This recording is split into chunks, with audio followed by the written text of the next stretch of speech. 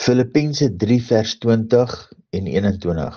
Want ons burgerskap is in die hemele, van waar ons ook as verlosser verwag die Here Jesus Christus, wat ons vernederde liggaam van gedaante sal verander, om gelykvormig te word aan sy verheerlikte liggaam, volgens die werking waardeur hy ook alles aan homself kan onderwerp.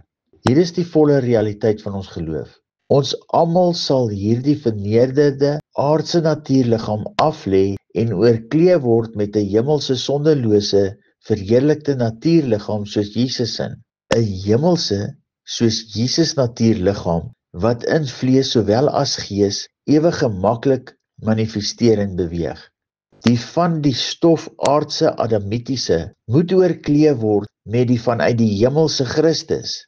Die nuwe natuur mens triomferend oor die doodmens is 'n bekend met vlees maar beheer deur die geeswese. Deur Jesus se opstanding uit die dood en vervulling van die wet van God en profete, sy gebed vir sy volgelinge en versoening by die Vader, is ons 'n nuwe skepsel deelagtig gemaak in sy beeld en gelykenis.